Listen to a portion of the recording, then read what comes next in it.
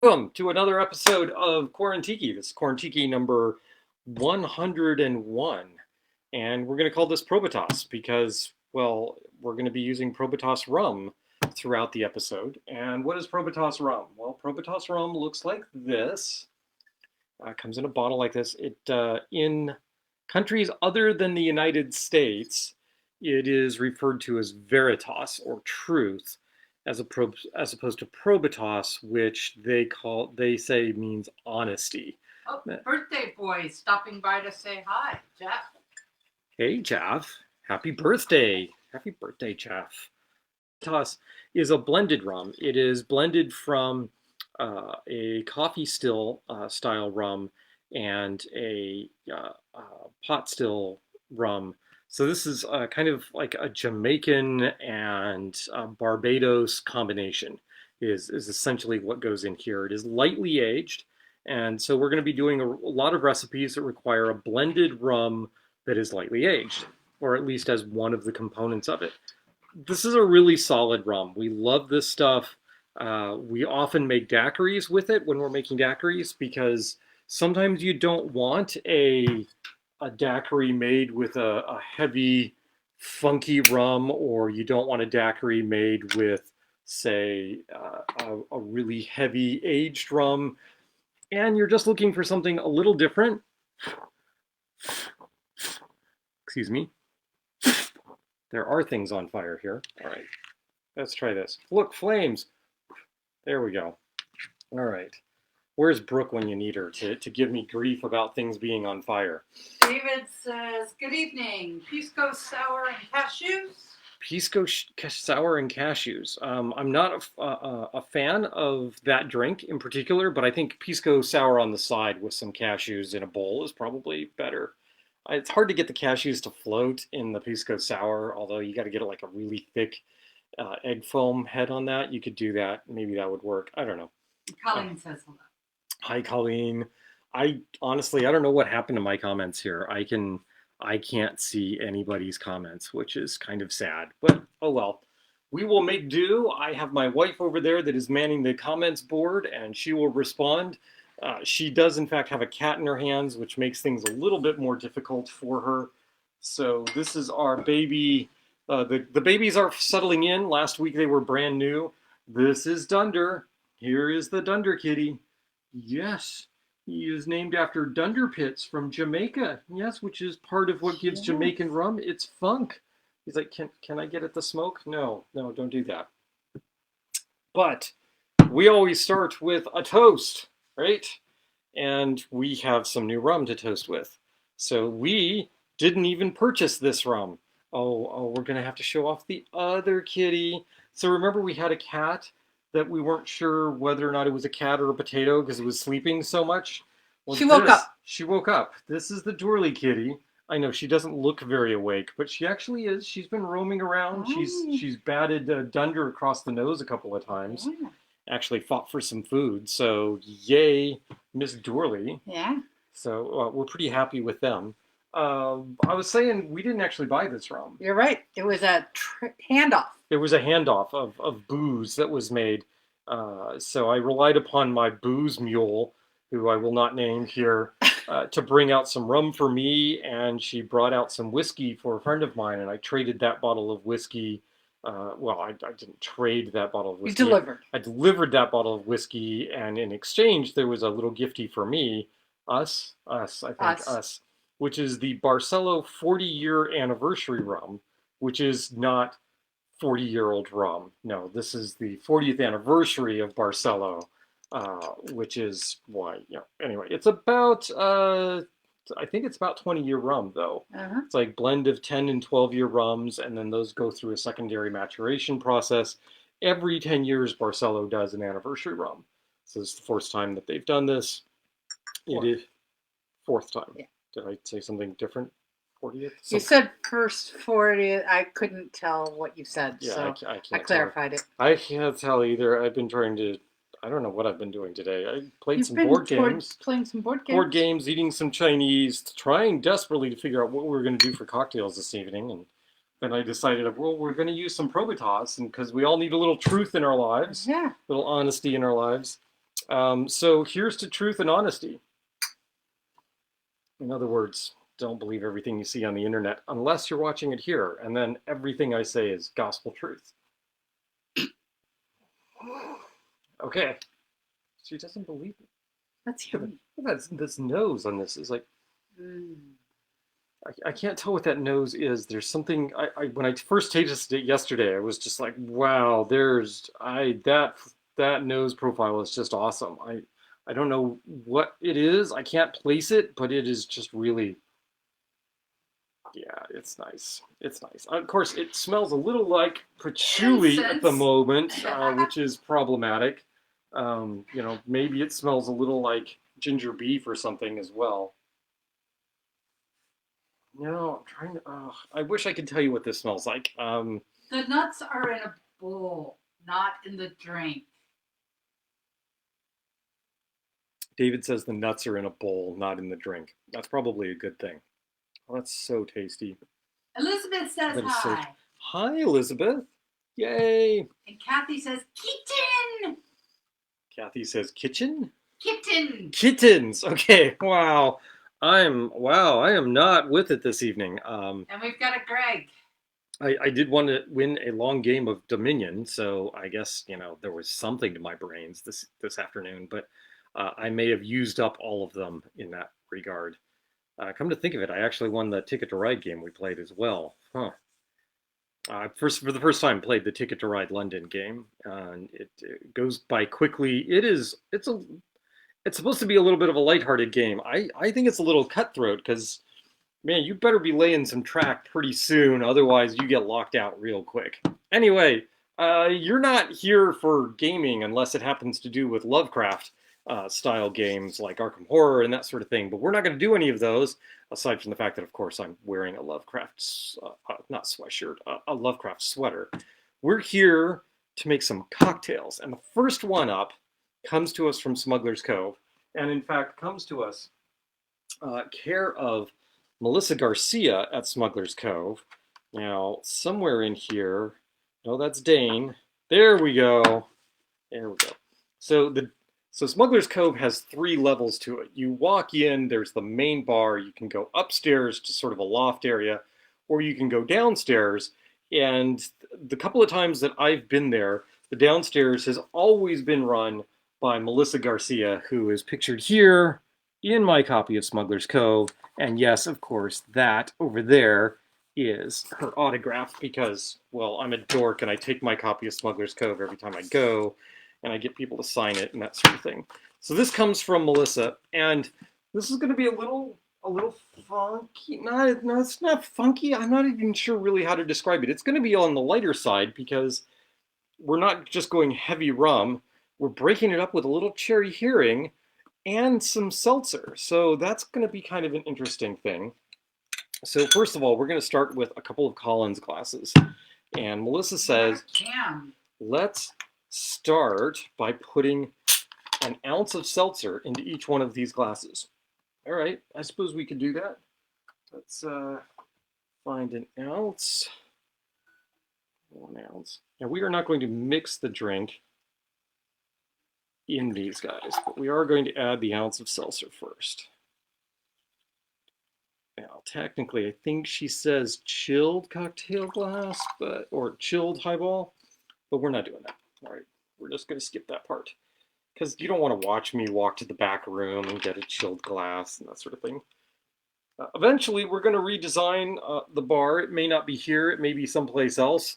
And I will have some sort of refrigerator unit down here that I can actually keep my glasses cold because that would be awesome, but not at the moment. Okay, next up would be spiced syrup or cinnamon syrup. In this case, we're going to use my spiced syrup, which is not there. There it is. No, we don't want to use the zombie mix. No, that would be bad. Okay. I'm going to make doubles here, so I'm just going to put this into a single glass, make a double. I don't need to be doing the double shaky thing. So normally this would require, for a single, requires a 1/2 ounce of your cinnamon syrup. So we're going to go a full ounce of the homemade spiced syrup, which is not really spicy at all. I do not know why I've gone into a really awful French accent. Maybe it's French Canadian. I don't know. I don't know. I'm just in a weird mood this evening. It is very strange. Okay, so there you go. There's the spice syrup. Then we need some lime juice. And this is 3/4 an ounce of lime juice. Doubled would be 1.5 ounces. And if you have a 1.5 ounce side, you can just use that. I have a 1 3/4 ounce side on this, so I'm just going to go 3/4. You know, there's 3/4. Ta-da. Then we need a 1/2 ounce of cherry hearing. Of course, doubled is going to be 1 ounce. Cherry hearing, the original cherry liqueur, established 1818 by, it looks like letter? Nope, it's Peter, but the P goes backwards, so that's just weird. Peter F. Hearing out of Copenhagen. This is 24% alcohol. Oh, good, the cork does come out. Yeah, didn't open the bottle ahead of time. Should have done that. So we're going to go full ounce cherry hearing.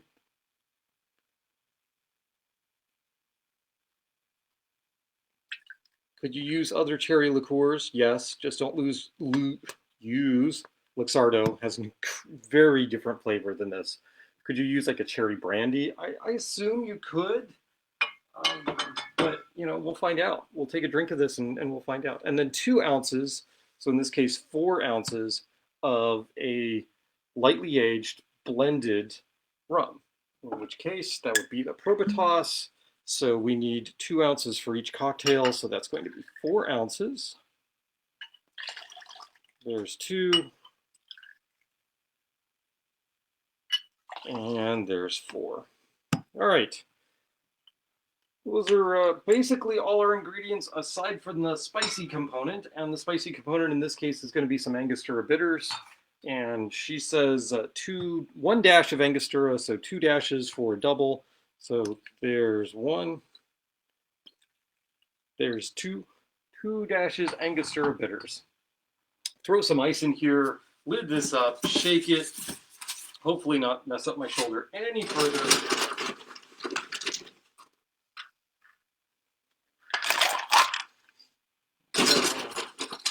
Toss a little more ice in there. Just fill that right up. Scoop. Lid. Shaky, shaky. All right. I'm actually going to do this a slightly different way. Instead of lifting this above my shoulder area here, which is giving me some problems, I'm going to go ahead and shake down here. Not a big deal. It's just a little different shaking technique. I'm still holding this the same way. I'm just going to do this.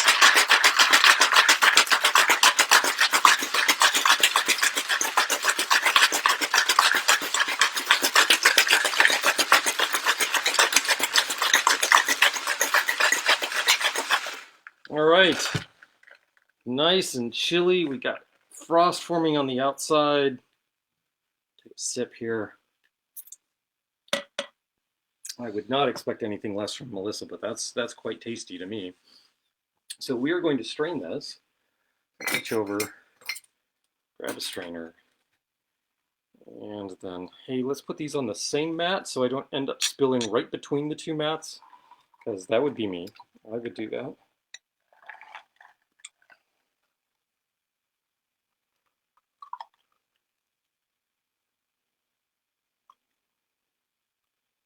There is a technique you can use with a Hawthorne strainer to strain into 2 glasses at the same time and get the same amount in each. This is not a Hawthorne that you can do that with. There is no dividing line here. This is just a solid ring. You can see this is just a solid ring all the way around. Some of the other Hawthorns, yeah, so you can see maybe on this Hawthorne that there's actually a line here. There's a piece of metal right there that splits this 2 ends of the straining device, and so you can actually pour.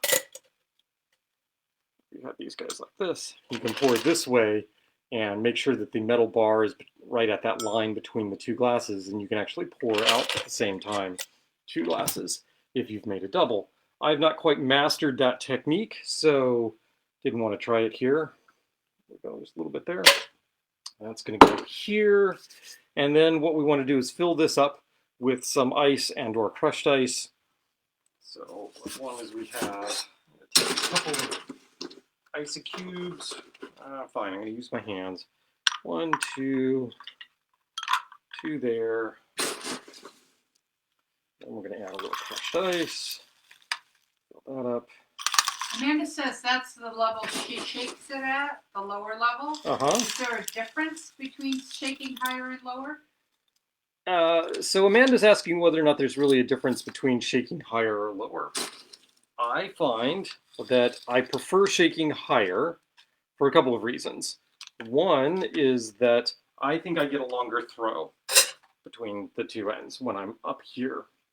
Two, when it's up and close to my ear, I can actually use my ear for hearing the change in the sound of the ice and know when the ice is kind of at the right level that I want it at. So yes, there are some differences.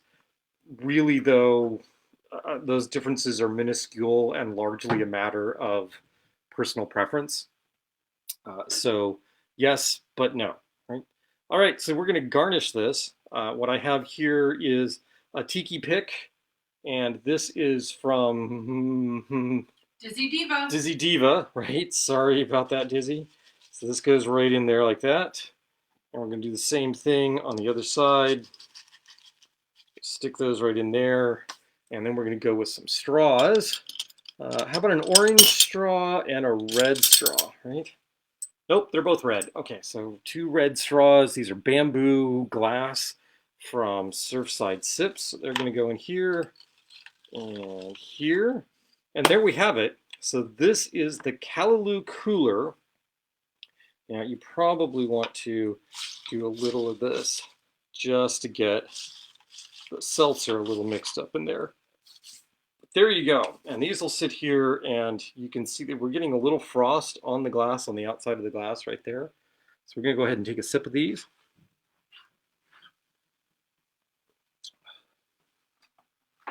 Oh man. Oh, I wish I could mix drinks like this. Okay, I just mixed this drink. I wish I could create drinks like this. Yeah, give a taste of that. Oh man, the Probitas works brilliantly in this. Ooh, that's yummy. Reason she works at Smuggler's Cove. Yeah, there's a reason she works there, and I don't, and it has nothing to do with the fact that I'm on this coast. That's really good. That's really good. Pretty simple drink, right? So you've got a little seltzer in there to break it up, make it a little lighter. You've got the spice syrup, in which case, well, my spice syrup, but hers at Smuggler's Cove would be a cinnamon syrup, some lime juice, some cherry hearing, and a little bit of a really good rum. And there you go. I have no idea what rum Smuggler's Cove uses for this. I would venture to say it is not Probitas. It was not listed amongst the rums that they have in the Smuggler's Cove book, at least in the edition that I had. But that makes an outstanding cocktail. This is wonderful. This is brilliant. Would it be better served with a sprig of mint? Yes, it absolutely would. But is there mint anywhere in the world? Apparently not. I don't know. I'm not willing to call it supply side issues, but I don't know. I don't know what's happening. I haven't been able to find really good mint in what seems like months at this point. So, but I'm gonna take a moment to just have a little more sip of this because it's pretty tasty. Mm. Oh man.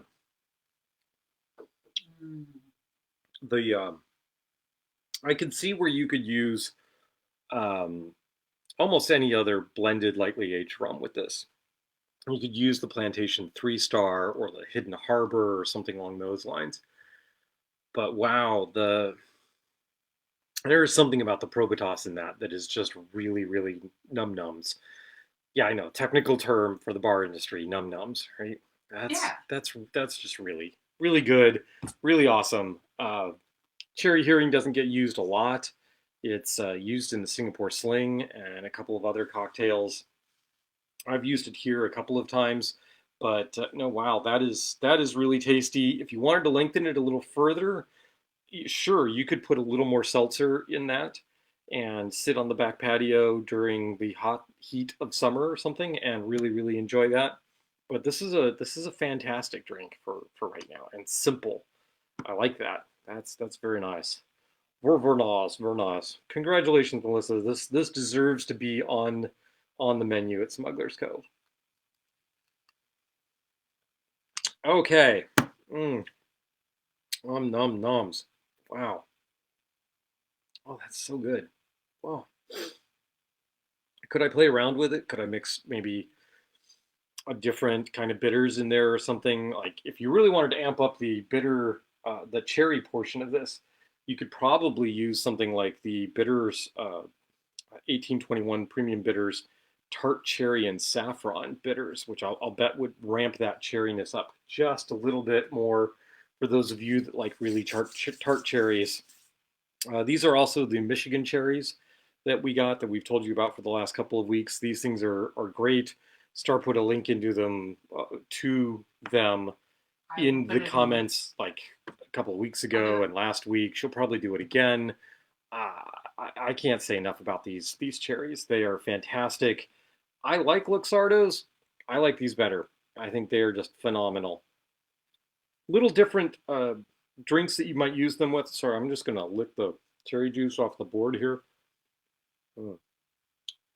I think the standard Luxardo might actually go better with something like Manhattan, but especially for the kinds of tiki drinks that we're doing, that brightness and tartness from these cherries is just brilliant. Absolutely brilliant.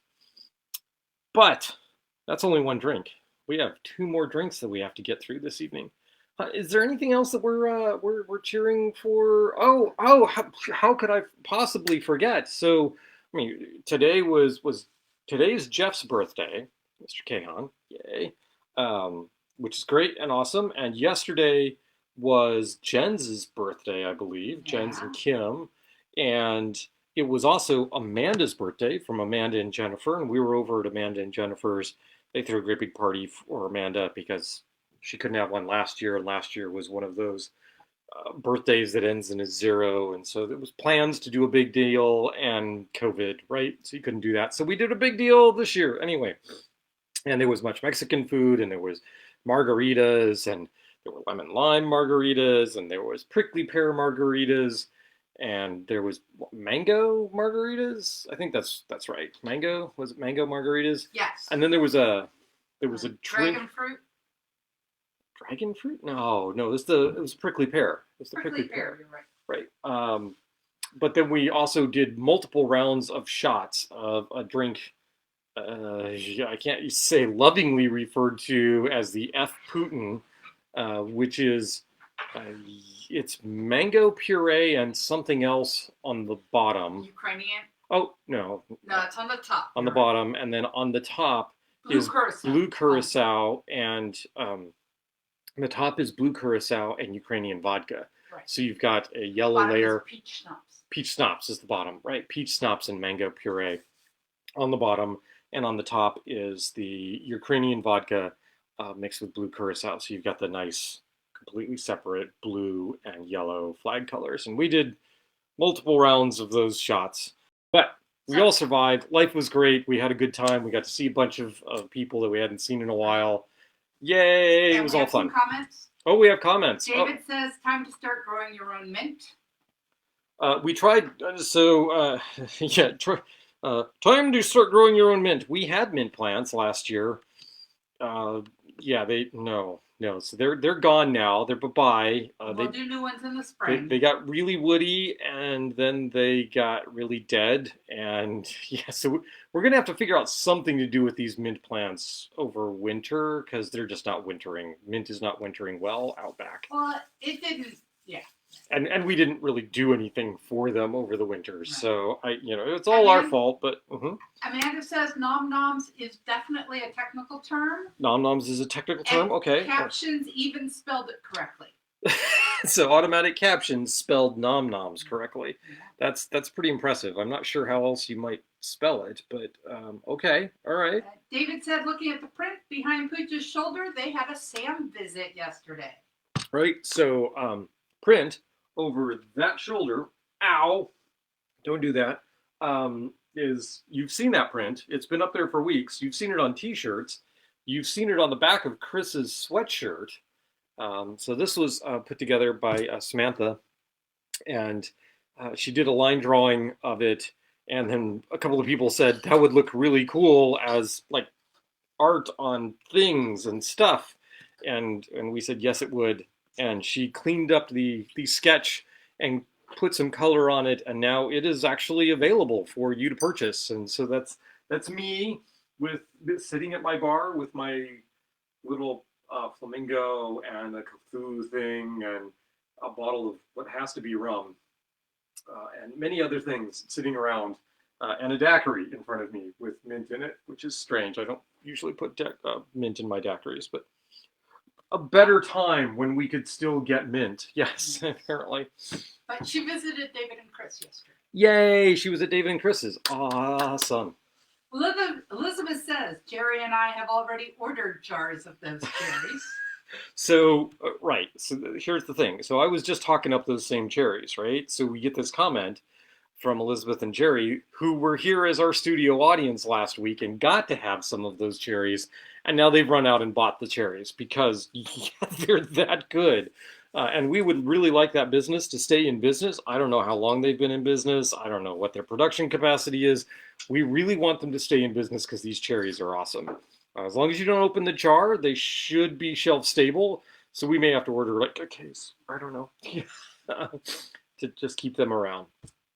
All right. Gwen Alviani says hi. Hi, Gwen. You're on the wrong coast, but you'll come back to us eventually.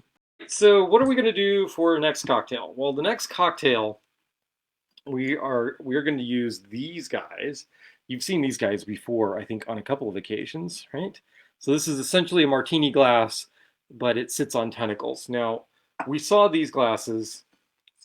We have a few of them, and many other people saw these glasses, and they said, "Pooch, Star, you have Lovecraft cocktails. You should own these glasses." And yeah, okay, so we have several of them. It's kind of funny because the advertising for them says something about their stability because, you know, what's better than one stem but multiple tentacles? These things are not stable. So the tentacles aren't necessarily exactly the same length, so they're a little tipsy, which is really not the best thing in the world for martini glasses. But so far, cross fingers, we have not broken one yet. Oh, I should also point out, no, I'll wait for the intermission between the next two drinks. How's that? Yeah, I'll wait for that. So the second drink is a riff on a riff. So there's a cocktail called the Japanese cocktail that has nothing to do with Japan. It had nothing to do with it. It's a classic cocktail, but instead of using as its sweetener something like honey syrup or simple syrup or maple syrup even, it uses orgeat. And it's kind of like, I don't know, it's kind of like a daiquiri with orgeat, but yeah, it's just, and it's like, why Japanese? I have no idea. No idea. I know David Wondrich knows this, and I should look it up before I do a cocktail based on it, but I didn't because I was gaming all day. So no, I didn't do that. So the oh so is it? It's oh so beautiful, right? Oh so beautiful webpage, hon, right? Oh, so beautiful paper. Oh so beautiful paper. Sorry, oh so beautiful paper, which does occasional cocktail recipes on their page, and we've featured a couple of those cocktails. In fact, is it the Ghost Orchid? I like the Ghost Orchid. It's a Saint Germain based cocktail, and we've done it a lot at the Halloween tiki's. So I quite like their cocktails. So they did a riff off of the Japanese cocktail that uses orgeat, Saint Germain, brandy, and some Angostura and some orange bitters. And they called it some riff like Les Japonais or something like that. It's like a French, because of the brandy in it, right? So the French version of Japanese cocktail. And well, we're not doing that, right? Because, well, this is devoted to Probitas for truth and verity. So we're going to do something that uses rum instead. Now, I made this cocktail earlier and I wasn't really happy with the results of it, but I'm willing to give it another try, but at the same time I'm going to do a second cocktail for the wife that I think she might like better, and we'll compare the two. In one of them, we are going to go with the Japanese cocktail sort of construction. We're going to actually use orgeat. For the second one, we're not going to use orgeat. We're going to use hibiscus syrup instead. And this hibiscus syrup is nothing more than a simple syrup where we've taken dried hibiscus flowers and thrown them in and steeped them in it. And it comes out this gorgeous reddish color in here. Yes, actually, this is a jar of Thrasher's hibiscus syrup, but I just use this to keep my homemade hibiscus syrup in it because it's easier for me to remember because it says hibiscus syrup right on the jar. But I actually like mine better than Thrasher's, so whatever. So one of them we're going to do with orgeat. One of them we are going to do with the hibiscus syrup. The second thing that we're going to do is I got lazy and didn't immediately find my Saint Germain and said, you know what else is kind of flowery and a little sweet and kind of interesting in that regard, in the same way that I think Saint Germain is interesting, is Italicus. So we're going to use Italicus. Now, you may recall that we've used Italicus in the past.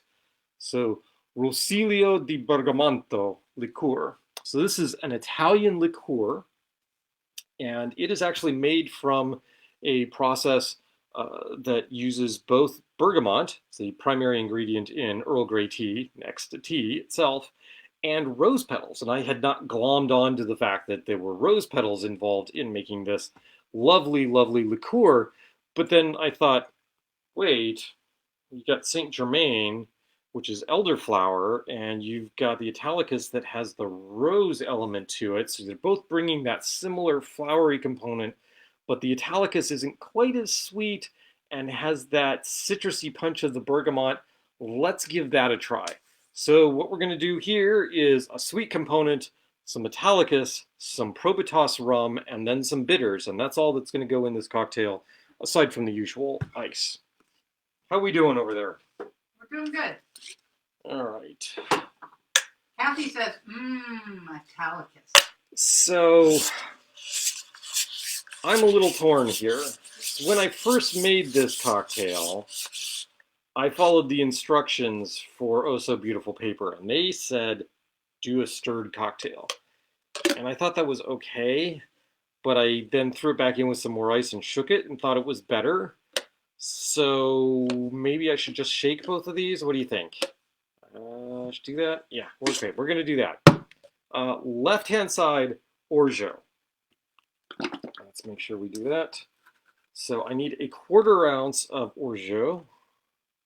That doesn't have a 1/4 ounce in it. This one does. I mean, it can hold a 1/4 ounce. It just doesn't have a 1/4 ounce line, and my eyeballs are not that good. So 1/4 ounce. Oh, I should point out that we went back to the Tiki Not So pop-up bar in Delray, Virginia, that is right sandwiched between Holy Cow and Pork Barrel, or in that same area. Man, that orgeat is good. That's orgeat. I used roasted almonds for that, which is why it's got that brown color. Oh, that is so. Oh no. Oh no. No, there we go. Okay. So good. So num nums. Num nums. I'm doing num nums again. I don't know why I'm doing num nums tonight. Have I used I used num nums ever before on the show? I don't think so. All right, we're gonna go 1/4 ounce hibiscus syrup. Bright red. These drinks are going to be very, very different in color. Very different. Unless I'm just totally wrong here, and I just can't believe that I would be that wrong on the coloration here. Okay, so there we go with the hibiscus syrup. Now then, Italicus. Half ounce of the Italicus. I would, in this case, be a little circumspect on the Italicus. It can overpower the cocktail. So what I would say is still go with the half ounce of Italicus, but make it a scant half ounce. So what do I mean by scant? It's just a little shy of maybe that half ounce line. So normally you want the meniscus to be right on the line there, and here we're just going to go right just a smidge under the line for the Italicus. Clear liqueur. There we go. Yep. I know it looks like it's blue. It's all bottle coloring. It's a clear liquor. Don't believe me? Watch this. Clear. Very, very clear. But the blue bottle really shows up on the counter. So, you know, it's very easy to find in your local ABC if your ABC is carrying it because of that vibrant blue color. Kind of like Bombay Sapphire, right? Ta-da. Look, see? Very different colors already. All right. So next up, we've got 2 ounces of Probitas. Don't worry, there's another bottle of Probitas. This is what I meant about I should use more Probitas. I have an unopened bottle sitting there. So we've got 2 ounces of Probitas and another 2 ounces of Probitas.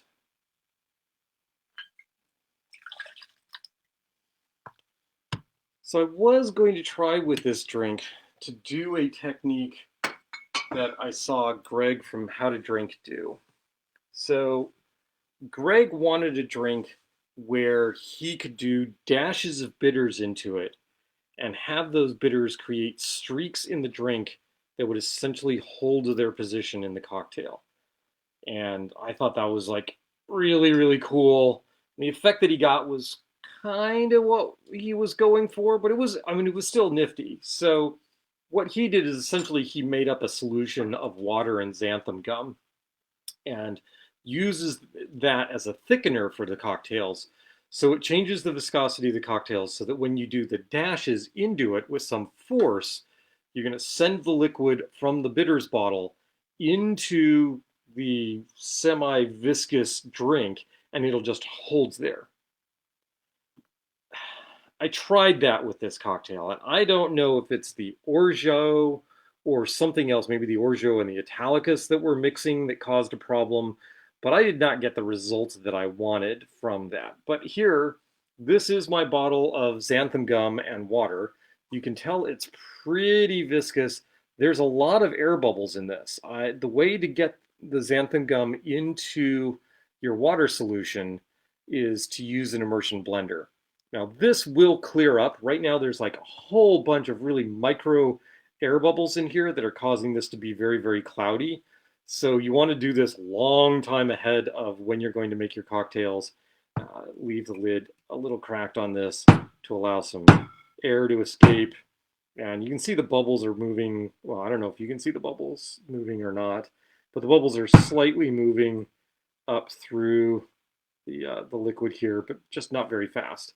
So I was going to go like a half ounce of this xanthan gum solution in each of these and see if we could get the bitters components to do that nifty effect. Here's what I found was that when I tried doing that with a shaken version of this, that because the xanthan gum isn't clear and then I agitated it and put more air into it, you couldn't see the bitters anyway.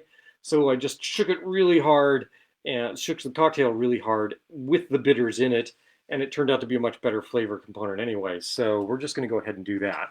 So we're going to add, we're going to not break the straw. Nope, straw didn't break. So the bitters component here is 2 dashes of orange bitters.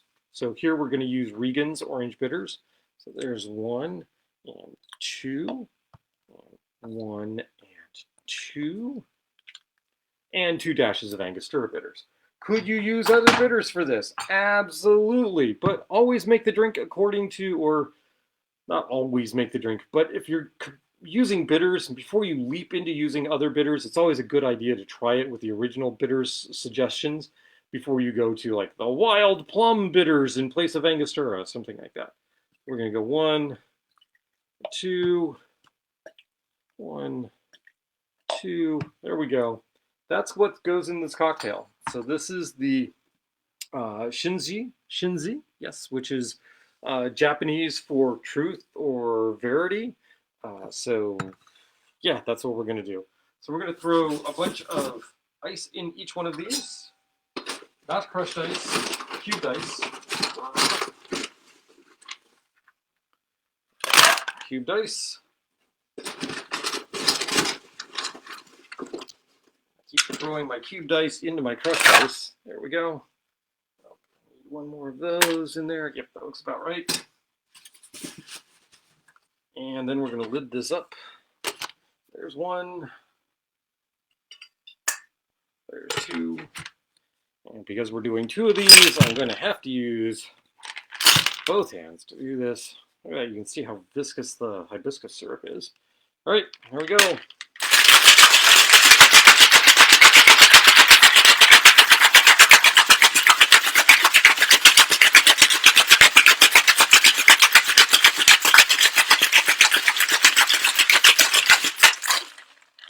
Nice and chilled. You can see the frost on those. All right, knock that off. And I'm gonna knock this one off. And at some point, I'm going to need a hand with washing some glassware here. So this is our first cocktail, and I'm going to need a stable surface to do this on, and that is not your bar mat. So we're going to put this here, set this glass right there, and I'm going to double strain this. I want to double strain it to get the ice crystals out. Here is the Shinzu made with orgeat.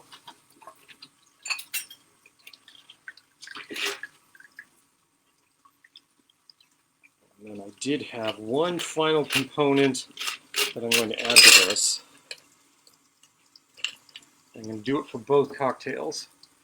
We've got Italicus in there that has bergamot, right? Yep. So what I'm going to do is I'm going to take some of my 1821 Earl Grey bitters. Go 1, 2, 3, 4, 5 drops of that in there. So there we go. Oh, that smells so good. It smells like, well, what would you expect it to smell like? It smells like Earl Grey tea is what it smells like. All right, so we're going to put that there. Take our second glass. Do the same thing. We're going to double strain. I'm not worried about really cross-contamination here of flavors. There's not enough left on here to worry about in terms of the almond flavor. There's this gorgeous pink color from the hibiscus.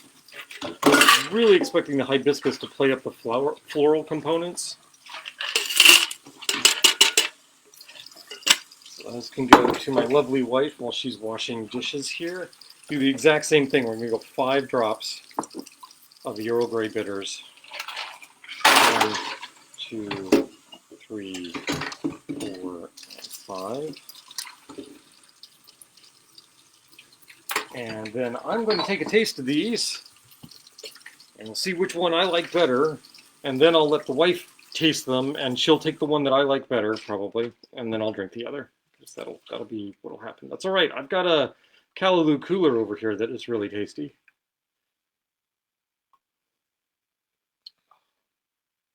So there's the orgeat.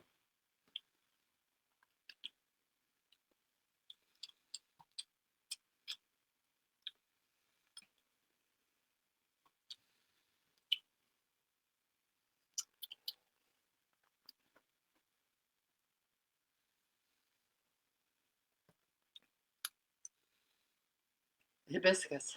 You like the hibiscus better? Yep.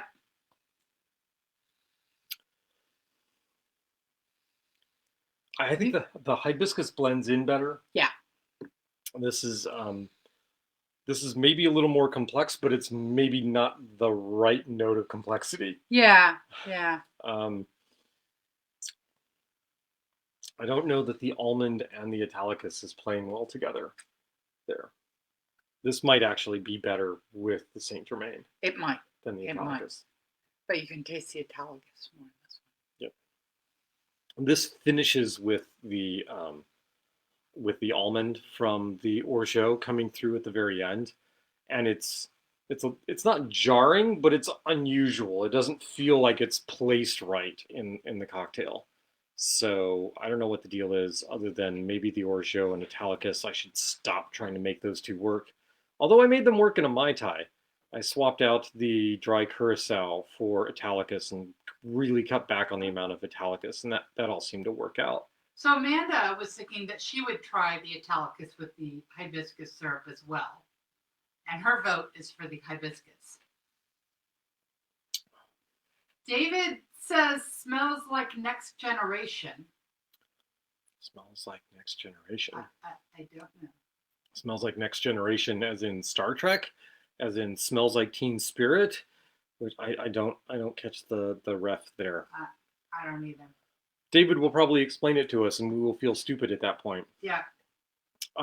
So I will say, if there was a choice, sitting in front of me two cocktails, and one of them was the Shinri, and one of them was the Callaloo Cooler, I'd be drinking the Callaloo Cooler. Yeah. So yeah, this is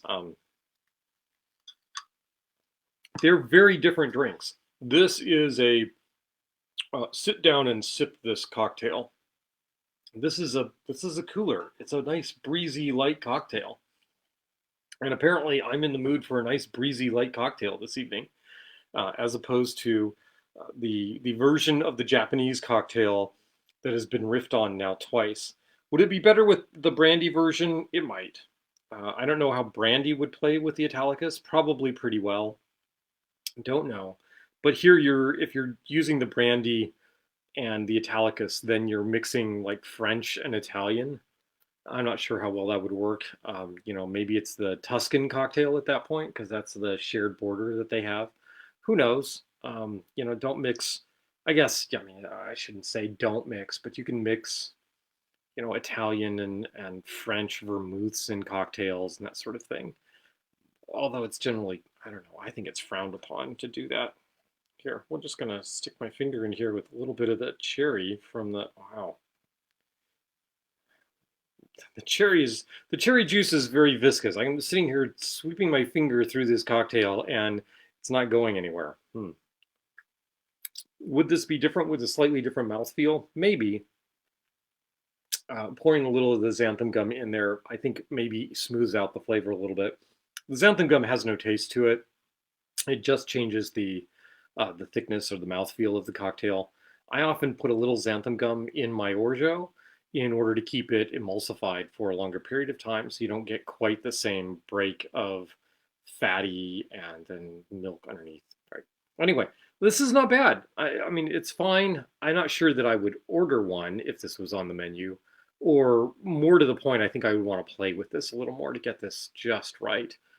I think maybe like garnish with a lemon peel spritzed over the top to give it a little more citrusy component might be appropriate. But the more I think about it, I think more the Italicus and the orgeat are just not playing right in the ingredients, in the proportions that they are in here. It took me a while to get the Mai Tai ingredients right for the Italicus, so that may take a little more time with this cocktail. So there's the second. So we've done the Callaloo Cooler, we've done the Shinri. Sorry, I mean it's the Shinri cocktail. Oh, okay, yep. Smells like TNG, Picard, tea, Earl Grey, hot. Got it.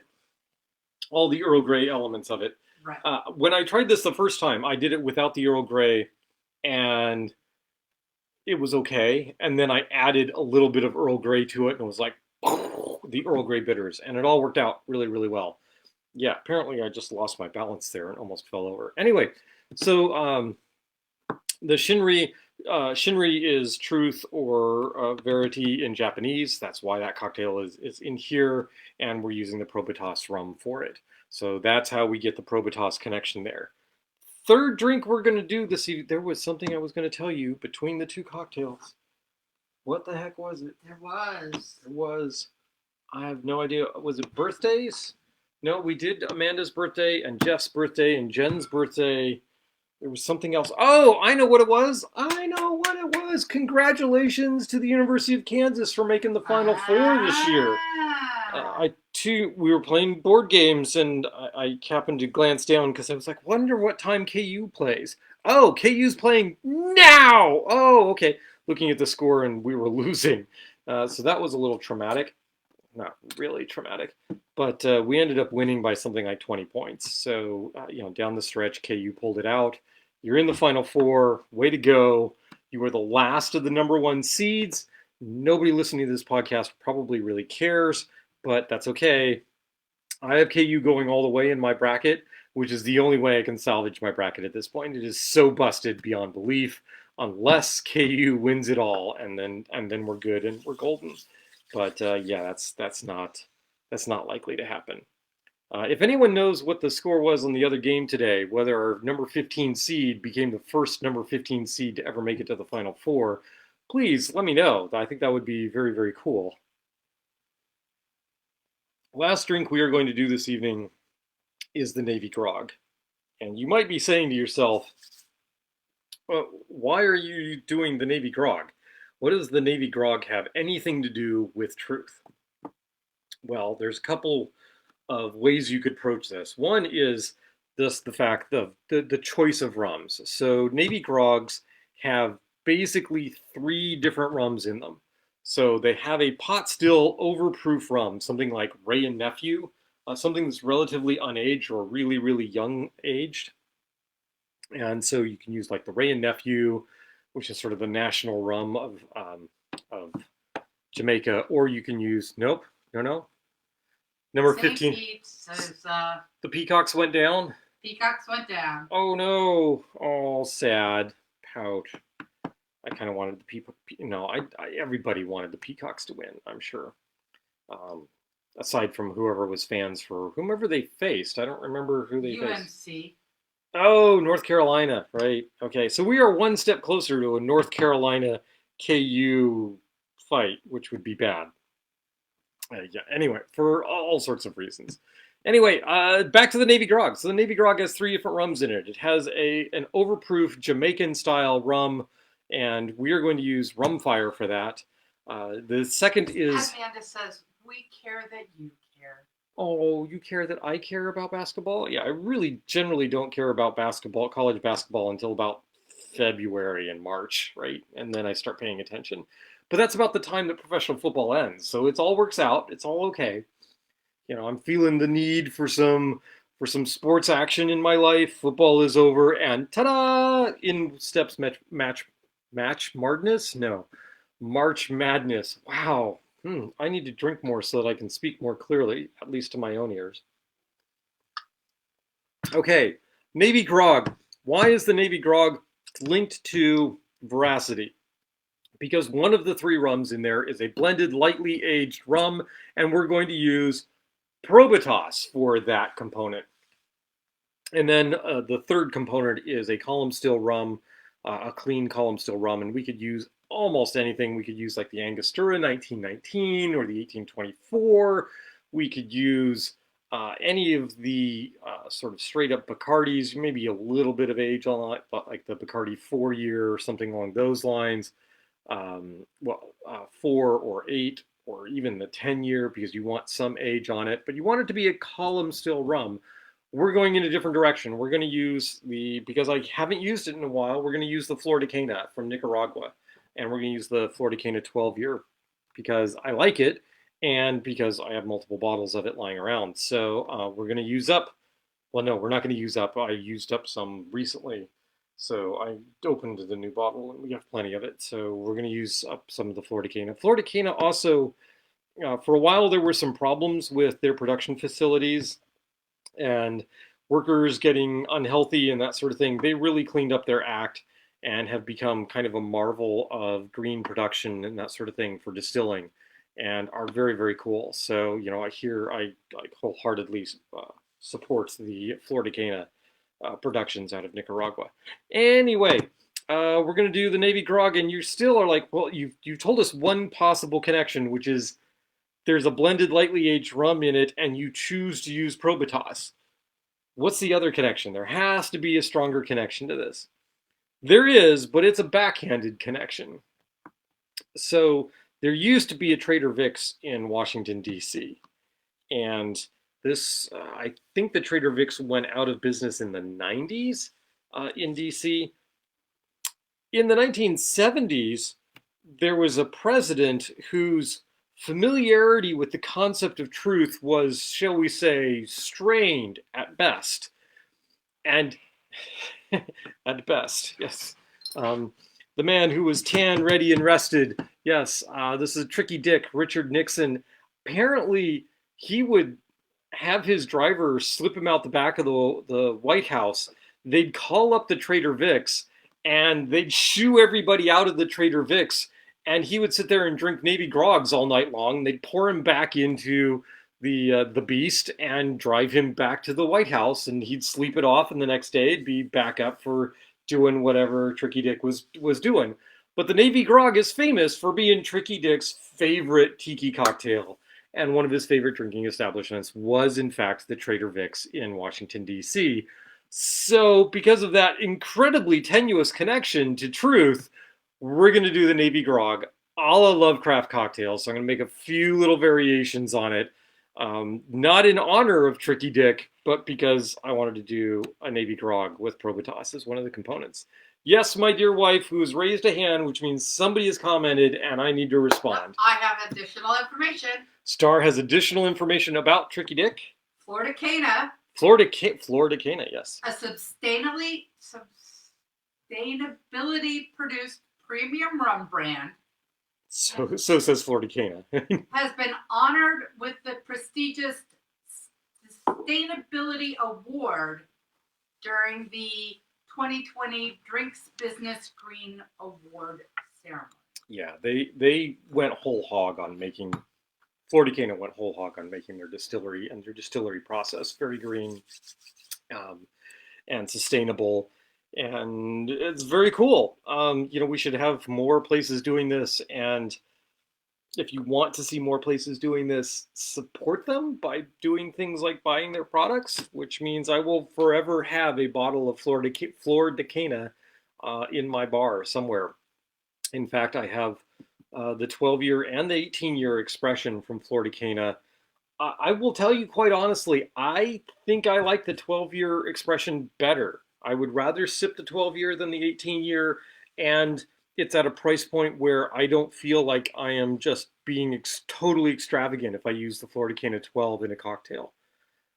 Flor de Caña does make a younger expression, a clear expression of rum. I have never tried that expression of their rum. At some point I should, but I don't. I tend to collect aged rums instead, which sometimes makes it a problem when I'm looking for an unaged rum. I'm like, I don't know. Well, I got a bunch of unaged Jamaicans. We can go with those, right? Anyway, Navy Grog. I am thinking that I'm only going to do one Navy Grog because I still have the Callaloo cooler here to finish, which I've only drunk about a half of. I still have the Shinri over here, which I still have about a third of. My wife, I think, has finished both of hers, or is pretty close. Yeah. And the Navy Grog has 3 ounces of rum in it, and one of those is overproof. So I'm thinking we only make one Navy Grog this evening. That's probably for the best. Right. So Navy Grog is classically served in a Mai Tai glass or a double rocks glass. And we're going to use the rocks glass that we picked up from Hidden Harbor. Look at this. This has got mermaids. Oh, excuse me. Mermaids and sailfish and turtles and skates and jellyfish on it. Just a very cool glass. We love that glass. We had to get it when we saw that Hidden Harbor had it. So we're going to make our drink not in that. We're going to make our drink and then we're going to put it and serve it in that glass. I'm having trouble with English this evening. I don't know what is going on. I think my ums are better this evening, but I'm stumbling over every other word, so I don't know how that works. Okay, is this drink shaken? No. Is it stirred? No, which is going to be good for my shoulder because it is blended. Blender tin, spindle blender, here we go. 1/4 ounce of the spiced syrup. Had it, there it is. Okay, your typical Navy Grogs all call for Say with me, cinnamon syrup. I don't carry cinnamon syrup. I carry my spice syrup, of which cinnamon is a primary component. All right, fine.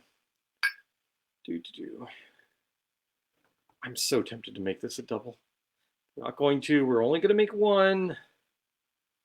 There we go. There's a 1/4 ounce of my spice syrup. Cinnamon, allspice, star anise, cardamom, cloves. What else is in here? Nutmeg, a few other things. Oh, nutmeg. Nutmeg was supposed to be. I was supposed to do the Callaloo cooler with nutmeg over it, and I forgot.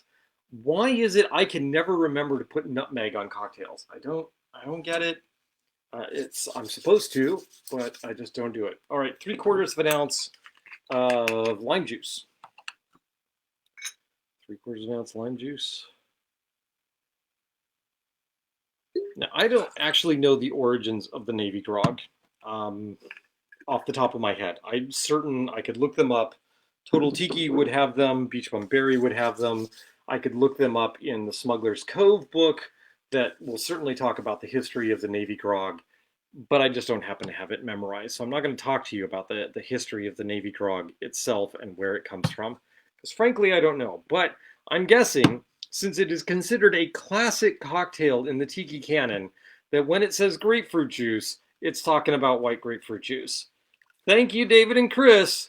Yes, we still have some of those white grapefruits, and as it turns out, if you put white grapefruits in a Ziploc bag, you can store them in the crisper for what is freaking forever. So we still have white grapefruits, and we still have white grapefruit juice, and we are so indebted to you for giving us white grapefruit juice, because we've had it for 6 months.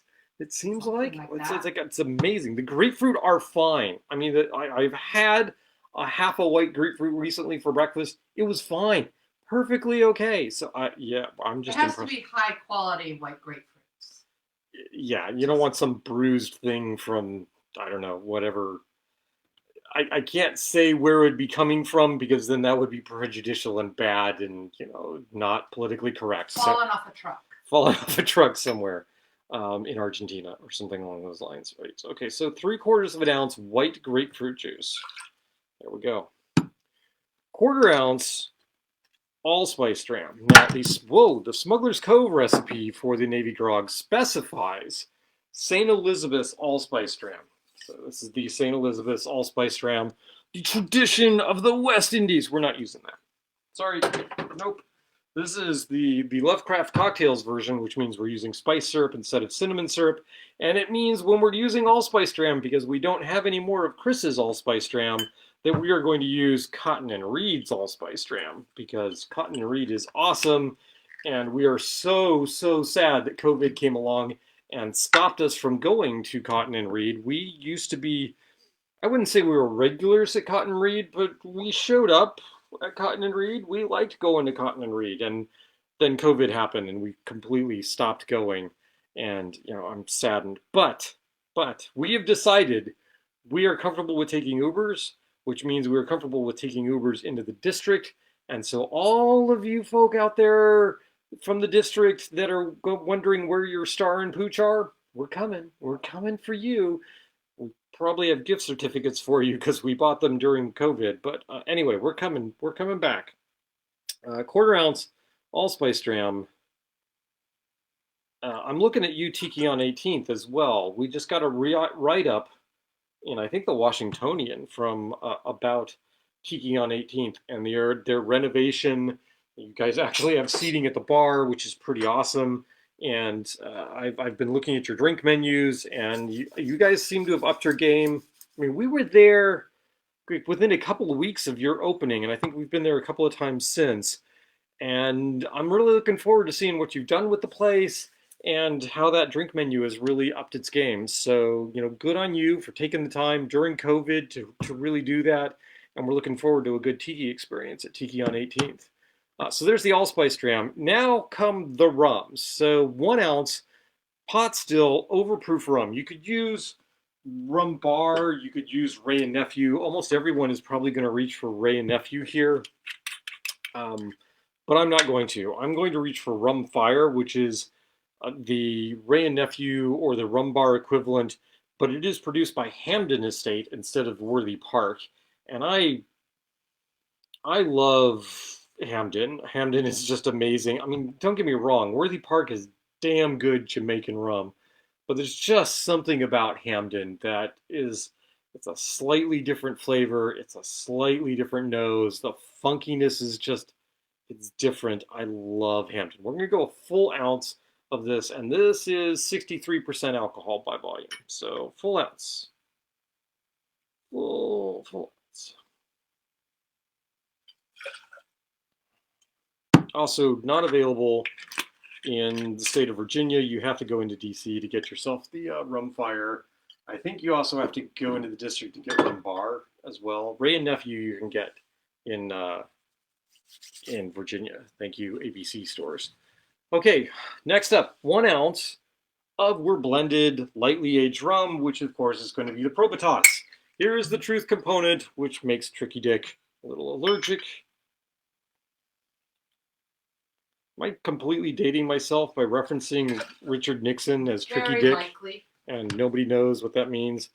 You know, if you're not familiar with the presidency of Richard Nixon, good on you. You didn't have to live through those years. You don't know the damage that man did to this country. There are a couple of other presidents that whose legacy of damage to this country probably rises to that level, but not too many. All right. We are now, okay, foreign policy, different story, but man, the man's domestic policy, and why am I talking about politics? I don't know. You don't want to listen to politics. Up and make drinks. I got a background as a political scientist. Sometimes it shows up while I'm talking. Just ignore me and go, dude, make some drinks. Well, hello, who are you? You're Dunder. Hi, Dunder. I got a Dunder kitty down here at my feet.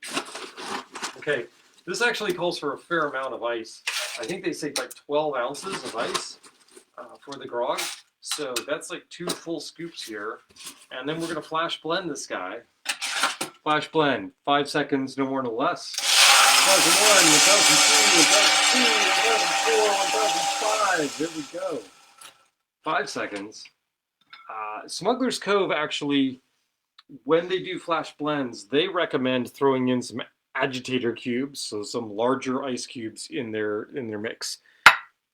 Does it make a difference? Probably, but I don't generally put the agitator cubes in there.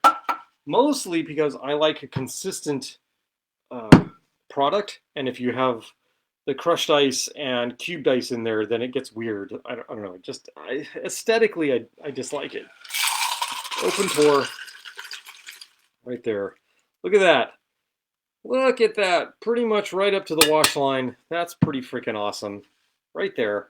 There you go. Now you should toss a big old pile of mint into this. We've discussed this. I ain't got none. So we're not doing that.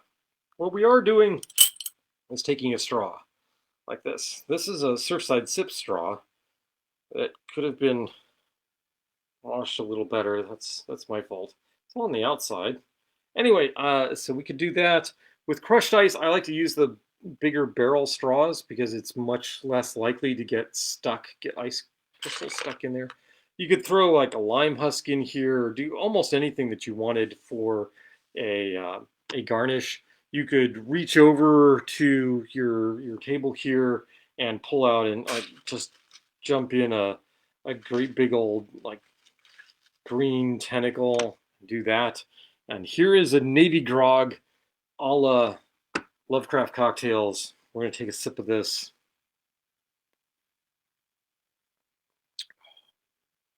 Oh, Navy grogs are so good. You're going to ask, didn't I say that there were 3 rums in this? You would be right. And as a consequence, this is going to come out. I'm like, there's something wrong with this. Navy grogs are stronger than that. This is a perfectly fine cocktail. I got to say, the rum fire comes through really, really well on this cocktail. And well, it should, because we're missing a 1/3 ounce of rum in here, which is the Flor de Caña, which after talking up the Flor de Caña, you'd think I would have remembered to put it in the cocktail, but no, I didn't do that. So here we go. What, nobody caught me? Nobody said, hey, wasn't there supposed to be a 1/3 ounce of rum in that Navy grog? All right, there we go. All right, sorry, it's going to be overly blended. So we're going to get a little more dilution. Probably good for Star and I at this point.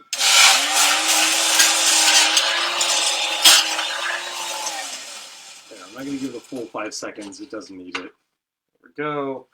Grab my towel. Wipe that down. Okay, oh, now we're even more foamy because it's been in there longer. All right, we're going to stick that in here. Then we're going to pour this in. And now the foam is coming up to the top there. Okay, here we go. Nope, the tentacle wants to remove itself because there's air in the tentacle. Yeah, that's not good. All right, there we go. Look, I gotta say, I've got some experience with tiki drinks, right? So I took one sip of that and I went, this doesn't seem quite right. Why doesn't this? Oh, right, there's another ounce of rum that should be in here. All right, so there we go. This is the Navy Grog, a la Lovecraft cocktails.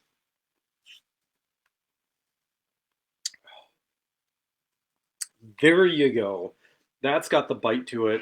Oh, the Flor works perfectly in that cocktail. Oh, it is just a tinge over diluted, and that is because I had to blend it the second time around.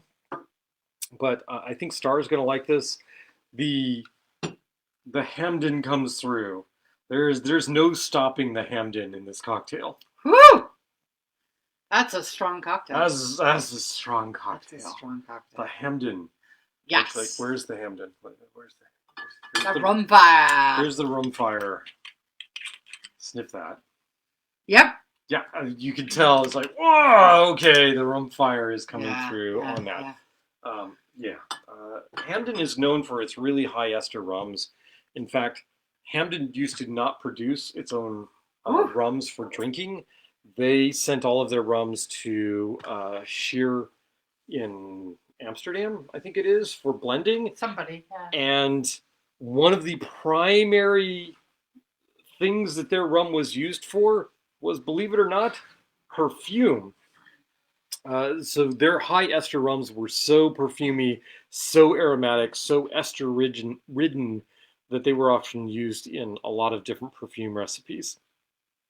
So if you really like those high ester, really smelly, interesting Jamaican rums, yeah, check out Hamden. In general, Worthy Park rums, I think, are better for blending, but when you really want something interesting, you want a little, what the heck is that? What's emerging out of that cocktail? What fumes are these? Yeah, the Hamden is the better call here. The Hamden is really makes this a Lovecraft cocktail kind of cocktail. And in fact, almost always when I am doing a Lovecraft cocktails, Cthulhu or Lovecraftian themed cocktail, and I need a heavy Jamaican rum for that, I'm gonna reach for a Hamden every time, just because there's just something about that ester quality of this that just says, yeah, it's a little weird, it's a little out there, it's a little occult. There's an occult following behind the Hamdens, and there's a couple of expressions that are really high on esters that maybe shouldn't be served as drinking alcohol, but yeah, they're those in the know, they know. So there we go. There's a rum grog, a Navy grog, kicked up with the use of rum fire from Hamden Estates. This is the tribute to those people in DC that can't seem to understand the concept of Probitas. It's got Probitas in it. It's got rum fire in it. It's got Flor sustainable rum in it. And this is a tasty, tasty cocktail. And I think you almost have to have the Cotton and Reed allspice ram in here better than the St. Elizabeth's, because the Cotton and Reed holds up better to the rest of the flavors that are in this rum. And wow, I've been talking for a long time. I'm sorry. We went 15 minutes over time. I'm going to be drinking some Navy Grog here. Man, that's good. Oh, that is so yummy. I can understand why Mr. Nixon likes these cocktails. Although I'm pretty sure this was not what he was being served at Trader Vic's in Washington D.C. Someday we're gonna get another Trader Vic's back in Washington D.C. Yep, and I'm still gonna go to Archipelago because they're still pretty awesome. Anyway, we're gonna call it quits. That's an hour and 15 minutes from Lovecraft Cocktails. Thank you so much for tuning in. Go forth, drink some daggone good cocktails, and wish us the best of luck with our brand new kitties who have been home for all of a week and seem to have made a spot for themselves, if no other place than in our chairs and in our hearts.